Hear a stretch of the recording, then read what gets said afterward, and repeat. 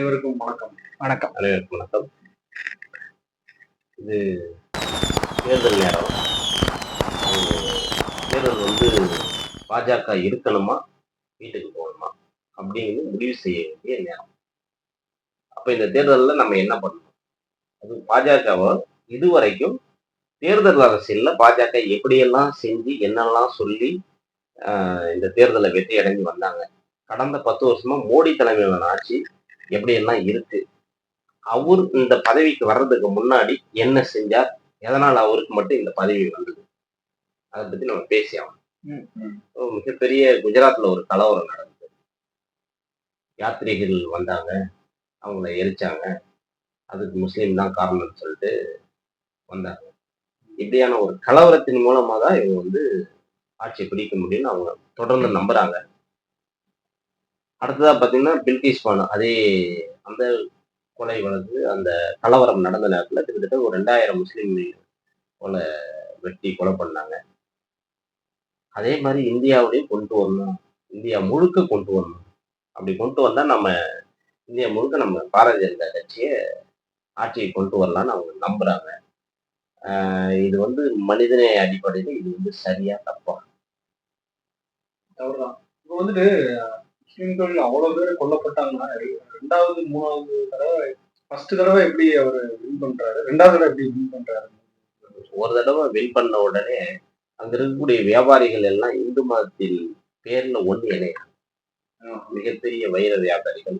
குஜராத்தை பாத்தீங்கன்னா மிகப்பெரிய வியாபாரம் தான் அவங்க. அவங்களுடைய கட்டமைப்பு முழுக்க பாத்தீங்கன்னா எக்ஸ்போர்ட், ஏற்றுமதி பண்றதுல, ஜவுளி, இது மாதிரி நகை வியாபாரம், நிறைய வியாபாரத்துல ஈடுபட்டிருக்காங்க. எலக்ட்ரிக்கல், எலக்ட்ரானிக் பொருள், இப்படி எல்லாம். அது என்னன்னா அவங்களுக்கு உண்டான அந்த முஸ்லீமுக்கும் அந்த வியாபாரத்துல இருக்கக்கூடிய உயர் ஜாதியா இருக்கக்கூடிய அந்த அவங்களுக்கும் ஒரு போட்டி இருந்ததுனாலதான் முஸ்லீம் வியாபாரத்துல பெரிய ஆளா வராங்க. அவங்கள ஒடுக்கணுங்கிறதுக்காக தான் அவங்க மத கலவரத்தை உண்டு பண்றாங்க. போட்டியா இருந்தாலுமே ஆரோக்கியமா இல்லாம, நேரடியா இல்லாம மறைமுகமா இருக்கு. உதாரணத்துக்கு எனக்கு தெரிஞ்சதுக்கு மவுண்ட் ரோடு பாத்தீங்கன்னா ஃபுல் அண்ட் ஃபுல் முஸ்லீம் ஏரியாவே இருக்கு. முஸ்லீம் வியாபாரிகள் அதிகமாவே இருந்தாங்க. துபாயில இருந்து இங்க சாக்கை அடிக்கிறது, இங்க இருந்து பண்றது. இப்ப எல்லாமே இப்போ சேர்த்து ஆளுங்களா இருக்காங்க. என்னன்னா இந்த மாதிரி இந்த அரசியல் சூழல்களும் காரணம், மதக்கலவரம் எங்க நடந்துருமோ அப்படின்ற ஒரு பதட்டமும் இருந்துட்டே இருக்கனால நிறைய. இன்னொன்னு, அந்த ஒரு கட்டடத்துக்கு 10,000 வாடகைன்னா அவங்க 30,000 கொடுக்குறாங்க. அந்த மாதிரி கொடுத்துருக்கோம். இவங்க நியாயமா ஒரு வாடகை வேணும்னா இல்ல அவங்க 30,000 தரான், நீ இடத்த காலி பண்ணி இவங்களை ஃபுல்லத்தையும் இடத்த காலி பண்ணிட்டு சேர்ந்த ஃபுல்லத்தையும் வச்சிருக்காங்க. அவங்க ஒழுங்கான முறையில ஜிஎஸ்டியும் கட்டுறது கிடையாது. ஜிஎஸ்டி எடுக்கிறாங்கன்னா ஒரு பெட்டி கடை மாதிரி ஒண்ணு வச்சுட்டு அந்த அந்த பேர்ல அட்ரஸ் ஜிஎஸ்டி எடுத்துட்டு டக்குன்னு அவன் ஜிஎஸ்டி ஏதாவது பிரச்சனை வரும்போது வேற அட்ரஸ் உடனே மாத்தி கொண்டு போயிருக்கான். இதனால ஜிஎஸ்டி கவுன்சிலுக்கும் பெரிய பிரச்சனை வந்தது. டாக்ஸ் வேட்னு வந்தது, வேல்யூ ஆடட் டாக்ஸ், அதுவுமே அவன் சரிவர கட்டாமலே இருந்தாங்க. ஸோ இது மாதிரி பல்வேறு குற்றச்சாட்டு அவங்க மேல இருந்தாலும் வெளிவராமலே அமைதியாவே இருக்குது. கோயம்புத்தூர்ல பாத்தீங்கன்னா ஒரு குண்டு வெடிப்பு நடந்தது. முஸ்லீம் மேல அது தூக்கி போட, முஸ்லீம் தான் குண்டு வச்சாங்க கோயம்புத்தூர்ல அப்படின்றாங்க. இப்போ அந்த அந்த அந்த குண்டு வெடிப்பு ஆண்டுகள்ல இருந்து இந்த ஆண்டு வரை கணக்கெடுத்துக்கிட்டீங்கன்னா எந்த வியாபாரிகள் அதிகமா இருக்கிறாங்க அப்படின்னா சேர்த்துக்கள் தான் அதிகமா இருக்கு. ஆரம்ப முக்காவாசிக்கு மேலேயே அவங்களுடைய ஊழல் அதிகமாயிடுச்சு. அப்புறம் யாரோட லாபத்துக்காக குண்டு வெடிக்கப்பட்டது? என்னோட தெரிஞ்ச ஒரு அண்ணன், அவர் பேர் ஹரி, அவருடைய அப்பா எல்லாம் கயிறு வியாபாரம் பண்ணிட்டு இருந்தார். பெரிய கடை வச்சிருந்தா கோயம்புத்தூர்ல. சோ அவருடைய கடையெல்லாம் உடைக்க, தமிழர்கள் கடையிலும் வெடிகுண்டெல்லாம் தவிர்க்கப்பட்டு இருந்தது அந்த நேரத்துல. நிறைய பேர் வியாபாரம் போச்சு. ஆனா இப்போ அந்த இடத்துல யார் செழிப்பா இருக்கா அப்படிங்கிற நம்ம யோசிக்கணும். அதற்காக தான் அந்த குண்டு வெடிக்கப்பட்டதுங்கிறது. எல்லா பிரச்சனையும் வாய்ந்த ஒரு ரீசன் ஒண்ணு இருக்கு. அது மாதிரிதான் இப்ப பாஜக அவனுடைய முகமா அண்ணாமலை அங்க நிப்பாட்டுறதுக்கு இது ஒரு காரணமா வச்சுக்கலாம். எந்த ஒரு ரீசனை வச்சுட்டு அவங்க இதெல்லாம் செயல்படுத்துறாங்க அப்படிங்கிறது. கலவரம் கலவரம் கலவரம் தான். பில்கிஸ் பானு வழக்கு எடுத்துக்கிட்டீங்கன்னா அதை பத்தி தோழர்கள். பில்கிஸ் பானு வழக்கு எடுத்தீங்கன்னா என்னெல்லாம் நடந்திருக்குன்னா, அந்த பகுதியில குறிப்பா கலவரம் செஞ்சவங்க அந்த பில்கிஸ் பானு யாரெல்லாம் கற்பழிச்சாங்களோ அவங்க எல்லாம் யாருன்னு பாத்தீங்கன்னா அதே சக அந்த ஊர்ல வாழ்ந்தவங்க. அவங்க அண்ணன் கூட, பில்கிஸ் பானு அண்ணன் அவங்க அப்பா கூட நெருங்கி பழகுன இந்துக்கள் தான். அதுவும் பார்ப்பனிய இந்துக்கள். அவங்கெல்லாம் தான் சேர்ந்து அந்த பில்கிஸ் பானுவை கற்பழிச்சு வயிற்றுல இருந்த குழந்தைய கூட, சிசுவை கூட கொலை பண்ணி 3 வயசு குழந்தைய கூட விசிறி அடிச்சு, அதாவது ஒரு பாறையில அடிச்சு கொலை பண்ணாங்க. அப்படிப்பட்ட ஈவு இரக்கமற்ற ஒரு கூட்டம் தான் வந்து ஜனதா கட்சியை சேர்ந்த கூட்டம். இந்த இந்த கூட்டத்தை நம்ம வந்து இந்த நாட்டை விட்டு இந்த இப்படிப்பட்ட ஒரு பிரதமருங்கிற பதவி, கலவரத்தின் மூலமா வந்த பதவி, இந்த பதவி மறுபடியும் மறுபடியும் அவங்க வந்து அனுபவிக்கணும் அப்படின்னு நினைச்சிட்டு இருக்காங்க. இந்த பதவியில இருந்து நம்ம தூக்கி எறிய வேண்டிய அதாவது கட்டாயம். அந்த வில்கிஸ் பானுவுக்கு வந்துட்டு இந்த மாதிரி பிரச்சனையை உண்டாக்குனது வேற யாரும் இல்ல. காலையில பால் கொடுக்க வருவாங்க, பேப்பர் போட வருவாங்க. சொந்தக்காரங்க மாதிரி நம்ம இருந்து உங்களுடைய மனசுக்குள்ள இந்த மதம்ங்கிற விஷத்தை விதைச்சு, இந்த ஜாதியோட வேற்றுமையை விதைச்சு, அவங்க வந்து கலவரத்தை உண்டாக்கி தான் அவங்க வந்து இது நாள் வரைக்கும் ஆட்சி பண்ணிக்கிட்டே இருக்காங்க. தவிர எந்த ஒரு நல்லதும் பண்ணாம தான் இந்த ஆட்சி வெறுப்புணர்ச்சியிலேயே வந்த ஆட்சி தான் இந்த பிஜேபி கவர்மெண்ட். வெறுப்பு தான், முழுக்க முழுக்க வெறுப்பு தான். அது மாதிரி காஷ்மீர்ல ஆசிபான்னு ஒரு 5 வயது குழந்தை, சிறுமி, அந்த அப்பா வந்து சொல்றாங்க, இது மாதிரி என் பொண்ணு காணும், அதை தேடி பார்த்தேன்னு. அந்த ஊருக்குள்ள எல்லா இடத்துலயும் தேடி பார்த்தோம், கண்டிப்பா கோயிலுக்குள்ள இருக்க வாய்ப்பு இல்லை அப்படின்னு நினைச்சிட்டு போயிட்டாங்க. ஆனா 3 நாள் பொறுத்து பாத்தீங்கன்னா அந்த கோயிலுக்குள்ளதான் அந்த குழந்தை வந்து கொலையாயிருக்கு. அங்க இருக்கிற பூசாரி வந்து ஒரு போன் போட்டு 4 பேரை வர வச்சிருக்காரு. குழந்தை, அந்த குழந்தைய 4 பேர் கற்பழிச்சிருக்காங்க. இது வந்து அவங்களுடைய மனநிலை எப்படிப்பட்ட மனநிலை? ஒரு குழந்தைய வந்து கற்பழிக்கிற அளவுக்கு இருக்கிறானுங்கன்னா, அப்போ அந்த சித்தாந்தம் எப்படிப்பட்ட மோசமான சித்தாந்தம்? இப்போ நடக்கக்கூடிய 2000 வருஷமா நம்ம நேரு வந்து சொன்னதுதான், இங்க நடந்தது வந்து ஆரியருக்கும் திராவிடருக்கும் நடக்கிறதுதான் போராட்டம். அதேதான் இப்பவும். அந்த போராட்டத்துல நாம நல்ல வழியில இருக்கிறோம், மனிதநேயத்தை பின்பற்றுறோம். திராவிடர்கள்லாம் அவங்க அழிவை நோக்கி மட்டுமே வராங்க. அதுலயும் குறிப்பா கொலை பண்றதெல்லாம் அவங்க ராமாயண மகாபாரதத்துல இருந்து நியாயம்னு கட்டமைக்கிற இடத்துல இருக்கிறாங்க. அதுல வக்கரத்தின் உச்சம் என்னன்னா, அந்த அந்த குழந்தை வந்துட்டு கற்பழிக்கப்படுதுல அது ஒருத்தன் ஆர்எஸ்எஸ்காரன், பிஜேபிக்காரன் எல்லாருமே சேர்ந்து தான் கற்பழிச்சிருக்காங்க. அவங்கள ஜெயில தூக்கி போடுவது அந்த கொலை குற்றவாளிகளுக்கு ஆதரவா, கொலை குற்றவாளிகளை அந்த 5 வயசு பெண்ணை வந்து கொலை பண்ணி போட்டவனுக்கு, கற்பழிச்சு கொலை பண்ணி போட்டவங்க, அவங்களுக்கு ஆதரவா பாரதிய ஜனதா கட்சி நடந்தது பாருங்க. அவங்கள வந்து சிறை தண்டனை ஆக்கக்கூடாது, அவங்க ஜெயில போடக்கூடாதுன்னு தேசிய கொடியை ஏந்திக்கிட்டு போராட்டம் பண்றாங்க. இப்படிப்பட்ட மோசமான மனிதநேயம் இல்லாத ஒரு அரக்க குணம் படைத்தவர்கள் தான் இந்த தமிழ்நாட்டுல அப்படி கிடையாது. தமிழ்நாட்டுல ஒரு சிறு குழந்தைய வந்து கற்பழிச்சாங்கன்னா வக்கீல் கூட போட மாட்டாங்க. யாருமே வக்கீல் நாங்க வந்து வாதாட மாட்டோம் ஆமா அப்படிங்கிற மாதிரி ஸ்டாண்ட் எடுப்பாங்க. ஆனா இந்த மத வெறி கொண்ட மனிதர்கள், அதாவது கொஞ்சமா மைண்ட்ல இருக்கும் நம்மளும் இந்து தானே அப்படின்னு அவங்க வெறித்தனமா மாத்துறது இவங்களுடைய இன்ஃபுளுன்ஸ் மட்டும்தான். அதாவது மோடி மைக்க பிடிச்சி பேசுற வார்த்தைகளா மட்டும்தான். உன்னாவ்னு சொல்லிட்டு ஒரு உத்தரப்பிரதேசத்துல ஒரு பகுதி, ஒரு எம்எல்ஏவோட வீட்டுல தலித் சிறுமி வீட்டு வேலைக்கு போயிருந்த பொண்ணு. அந்த பொண்ணு பல வருஷமா கற்பழிச்சு அதை ஏன்னு தட்டி கேட்க போன இடத்துல அந்த வீட்டோட, அந்த பொண்ணோட அப்பா, அண்ணன், இத்தனை பேர் கார் ஏற்றி கொலை பண்ணாங்க. போலீஸ் ஸ்டேஷன்ல கேஸ் கொடுக்க போனா போலீஸ்கார கேஸ் வாங்க மாட்டேன்றான், கம்ப்ளைண்ட்டை பதிவு பண்ண மாட்டேன்றான். போலீஸ் ஸ்டேஷன் வரைக்கும் போற அளவுக்கு உங்களுக்கு தைரியம் வந்துருச்சான்னு கேட்டு அந்த குடும்பத்துல போயிட்டு இருக்கும் போதே கார் ஏற்றி கொலை பண்றாங்க. ஒரு மோசமான வக்கர குணம் படைத்தவர்கள் தான் இந்த பாஜக. இதையெல்லாம் உணர்ந்துதான் நாம வந்து செயல்படணும். இப்படிப்பட்ட கட்சி தமிழ்நாட்டுக்கு தேவையா?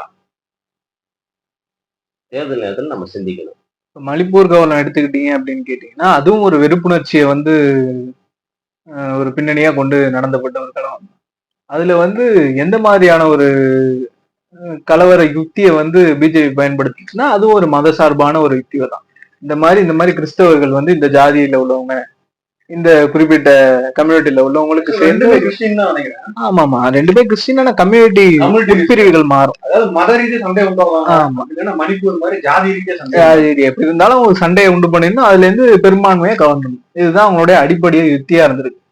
அது போலதான் மணிப்பூர்ல நடந்த கலவரம் வந்து பல்லாயிரம் உயிர்களை வந்து குடிச்ச கலவரமா. இன்னைக்கு வரையும் நம்ம பாத்தீங்கன்னா கலவரம் நீடிச்சுக்கிட்டே தான் இருக்கு. இன்னைய வரையும் பிரதமர் வந்து அங்க போய் ஒரு இட்டு பாக்குறது இல்லை. குத்து சண்டை வீரருக்கு அங்க அமெரிக்கால வின் பண்ணிட்டு அவர் மைக்ல பேசுறாரு. ரொம்ப அதெல்லாம் கவலைக்கிடமான விஷயம். Come to my country, come to my state come to my state அப்படின்னு சொல்லி மைக்ல பேசுறாங்க. என்ன அவசியம் அங்க போய் பேசணும்னு? ஏன்னா அங்க மணிப்பூர்ல உள்ள மக்கள் பேசுறது வந்து பிரதமருக்கு கேட்கறது கிடையாது. அதனால இதை ஒரு சந்தர்ப்பமா பயன்படுத்தி அதையும் பேசினாரு.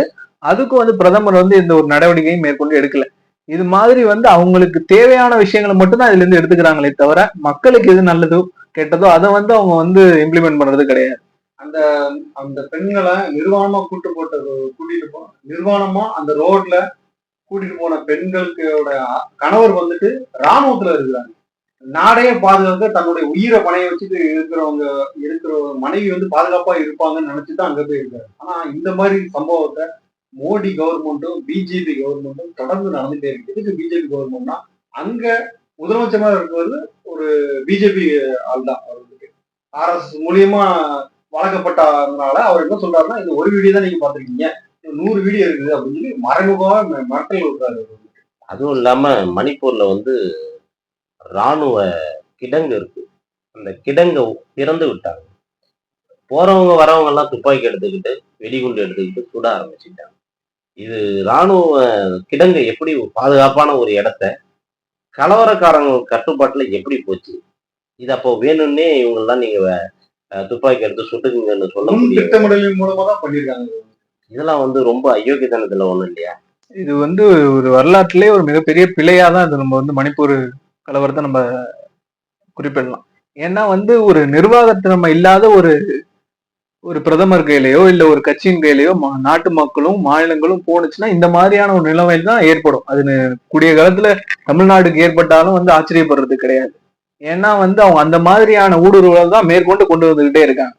ஏன்னா இங்கேயும் அந்த மாதிரி வக்கர புத்தி உள்ளவங்க என்னும் பண்ணிட்டு போறான், மோடி நல்லதுதான் பண்றாரு, சூப்பரா பண்றாரு, 10 வருஷம் ஆச்சு, பிரம்மாண்டமான ஆச்சு, வெக்கமே இல்லாம மானங்கட்டத்தனமா பேசிக்கிட்டு இருக்காங்க. ஆமா, இது மாதிரிதான் விவசாயம் போராட்டம் நடந்து வருஷ கணக்கில் நடந்து, சரி இவங்க வந்து ஒரு வாய் வழியான உத்தரவாதம் மோடி தலைமையிலான ஆட்சி வந்து கொடுத்தாங்க, நீங்க கேட்கறதெல்லாம் நாங்க செய்யறோம்னு சொல்லிட்டு கடைசியா அவங்க போராடிட்டு வீட்டுக்கு போயிட்டு இருக்கும்போது ஒரு அமைச்சர், அவருடைய பையன் எல்லாம் சேர்ந்து போராடி போயிட்டு இருக்கிற அந்த விவசாயிகள் மேல வந்து கார் ஏற்றி கொண்ட ஒரு கொடூர கூட்டம் தான் வந்து இந்த பாஜக கூட்டம். விவசாயிகளுக்கு பாதுகாப்பே இல்லை அப்படிங்கிறத அவங்க வந்து விவசாயிகளின் குரலை வந்து இந்த அரசாங்கம் கேட்காது, எங்களை ஏற்று நீங்க போராட்டம் பண்ணீங்கன்னா நாங்க கார் ஏற்றியும் கொலை பண்ணுவோம் அப்படிங்கிற ஒரு மனநிலையில இருக்கிற கூட்டம் தான் இந்த பாஜக கூட்டம். மக்களே இதுக்கெல்லாம் பாடம் வந்து போகட்டும்னா சரியான நேரம் இருக்கு. நம்ம சரியான ஆளை பார்த்து நம்ம ஓட்டு போடணும். இந்திய கூட்டணிக்கு தான் ஓட்டு போட்டாகணும். அதை மட்டும் மனசுல நினைச்சுக்கங்க. அது புல்வாமா தாக்குதலா இருக்கட்டும், அதுக்கப்புறம் ஏற்பட்ட காஷ்மீர்ல நடந்த தாக்குதலா இருக்கட்டும், இதுல 41 பேர்னா அதுல 72 பேர் தொகுப்பா இல்லாமன்னு கேட்டீங்கன்னா சில இடங்கள்ல எல்லாம் வந்து 3-4 மாதம் இடைக்காலத்துல நடந்தது. இந்த புல்வாமா தாக்குதலை பொறுத்தவரையும் எடுத்துக்கிட்டீங்கன்னா அந்த 41 பேருடைய உயிர் வந்து அர்த்தம் இல்லாம போச்சு. இதனால இது எல்லாமே எதை சுட்டி காட்டுதுன்னா, புல்வாமா தாக்குதலா இருக்கட்டும், இல்ல பிரிட்டிஷ் பானம் வழக்கா இருக்கட்டும், மணிப்பூர் கலவரமா இருக்கட்டும், இது எல்லாமே நிர்வாகத்தை மட்டுமே தான் வந்து சுற்றி வருது. ஒரு நாட்டுல அந்த அரசாங்கம் வெளிப்படையாகவும் இல்ல சிறந்தவாறு இயங்குது அப்படிங்கிறதுக்கு ஒரே ஒரு எடுத்துக்காட்டு என்னவா இருக்கும்னா அதோடைய நிர்வாகத்தன்மை இருக்கும். ஆனா இவனுங்க பிஜேபி ஆட்சிக்கு வந்ததுல இருந்து 2014 இருந்து நிர்வாகத்தன்மைங்கிறது சீர்குலைஞ்சிட்டு போயிடுச்சு. மொத்தமா வந்து அடிமட்டத்துக்கு போயிடுச்சு. இந்த நிர்வாகத்தை அவங்க வந்து திறன்பட நடத்துறது கிடையாது. இந்த நிர்வாகம் சரியா இருந்தா நாட்டு மக்களுடைய வளர்ச்சியும் நல்லா இருக்கும். அதையும் அவங்க சரிப்படுத்துறது கிடையாது. அந்த கவர்னர் வந்து சத்யபால் சிங் அவர் வந்து சொன்னாராம், இது மாதிரி வந்து தரை வழியா அழைச்சிட்டு வராங்க ராணுவ வீரர்களை, வான் வழியா பிளைட்ல அழைச்சிட்டு வாங்க அப்படின்னு சொன்னாங்க. ஆனா மோடி வந்து அவருடைய பேச்சை வந்து கேட்கல. இது வந்து நீங்க எதுவும் பேசாதீங்க, நீங்க ஜம்முன்னு இருங்க அப்படின்னு சொல்லிட்டாங்க. ஆனா தரை வழியா வரும்போது எப்படி ஊடகத்துறையை சேர்ந்தவங்களுக்கு எல்லாம் தெரியும். அதுலயும் குறிப்பா ஒரு ரிபப்ளிக் டிவி அதுல வேலை செய்யற அவர் வந்து லைவ் போடுற அளவுக்கு போயிருக்காரு. நாடே பதறி போயிருக்கு. 44 பேர் நம்ம ராணுவ வீரர்களை பறி கொடுத்துட்டோன்னு. அது எலெக்ஷன் அந்த தேர்தல் நேரத்துலதான் நடந்தது. அதையே ஒரு காரணமா வச்சு இதை ஏதோ வெளிநாட்டு செய்தி தான் பண்ணாங்க அப்படின்னு சொல்லி தேர்தலில் வெற்றி பெற்றாங்களே. ஆனா செஞ்சதே யாருன்னு பாத்தீங்கன்னா இது பிஜேபி தான். தன் சொந்த நாட்டு ராணுவ வீரர்களை கொலை பண்ணி அதன் மூலமா ஆட்சி அமைக்கக்கூடிய ஒரு ஆமா அப்படிப்பட்ட ஒரு அதானி வீட்டு கல்யாணத்துக்கு SFC ஸ்பெஷல் டாஸ்க் போர்ஸ் விமானத்தை வந்து தளத்துக்கு தெரிஞ்ச மோடிக்கு வந்து நாட்டு ராணுவ மக்களுடைய போராட்டத்துக்காக ஒரு ஸ்பெஷல் டாஸ்க் போர்ஸ் ஏர் போர்ஸ் வந்து ஒதுக்க தெரியல. அந்த மாதிரிதான் இந்த நிர்வாக நிலைமை இப்ப இருக்கு. இவன் ஆட்சியிலேயே இருந்தான்னா அம்பானி அதானி மட்டும்தான் பிளைட்ல பறக்க முடியும், ராணுவ வீரர்கள் தான் தரையில நடந்துதான் சுத்த முடியும். இந்த மாதிரி ரொம்ப தனி மனித தாக்குதல் வந்து ஒவ்வொரு ஊர்லயும் வந்து நடந்துகிட்டே இருக்கு. ஆஹ் பாஜக கட்சிக்காரங்க ஆர்எஸ்எஸ் சிந்தனை உள்ளவங்கள எதிர்த்து கேள்வி கேட்டா உடனே ஒரு கூட்டமா போய் ஒரு ரவுடிச கூட்டம் மாதிரி வச்சுக்கிட்டு அந்த ஒவ்வொரு மாநிலத்திலயும் அந்த பாரதிய ஜனதா கட்சி வந்து ஒரு கொலைவெறி தாக்குதலை தொடர்ந்து நடத்திட்டு இருக்காங்க. மாட்டுக்கறி வச்சிருந்தாலும் சரி, அது உடனே நமக்கு பிடிக்கலையா, தனக்கு பிடிக்காத எந்த செயலை செஞ்சாலும் உடனே அவங்கள வந்து தீவிரவாதியா சித்தரிக்கிற ஒரு வேலையை வந்து தொடர்ந்து பண்ணிட்டு இருக்கிறாங்க பிஜேபி. நம்ம தமிழ்நாட்டிலேயே பாத்தீங்கன்னா ஒரு பெண் வந்து நீங்க ஜிஎஸ்டியை வாங்குறீங்க, என்ன செய்றீங்க, இவ்வளவு கடன் இருக்கு நாட்டுல அப்படின்னு கேட்க போய் தேர்தல் நேரத்துல அவங்க வீட்டுக்கு அவங்களுடைய கடைக்கு போய் அடிக்கிற அளவுக்கு தான் வந்து பாரதிய ஜனதா கட்சி வளர்ந்துருக்குது. நீங்க எப்பவுமே மக்களுடைய மனங்களை வெல்லணும்னா அந்த மனிதர்களுடைய அந்த மக்களுடைய அந்த நாட்டுல இருக்கிற தேவையை அறிஞ்சு தேவையை வந்து நிறைவேற்றினாவே உங்களுக்கு மக்கள் ஓட்டு போடுவாங்க, உங்களை நம்புவாங்க. நீங்க எதையுமே செய்யாம வெறும் கலவரத்தை மட்டுமே செஞ்சுட்டு ஓட்டு வாங்கணும்னு நினைச்சீங்கன்னா இங்க இருக்கிற மக்கள் எல்லாம் மனிதர்கள், ஆறறிவு படைத்தவர்கள், யோசிக்கக்கூடிய எல்லாம் சிந்திப்பாங்க. இது பெரியார் மண், இது சமூக நீதி மண், இந்த மண்ணில் எல்லாரும் யோசிப்பாங்க. தமிழ்நாடு இந்தியாவுக்கே பாடம் எடுக்கிறது எடுக்கும். நன்றி, நன்றி. வணக்கம்.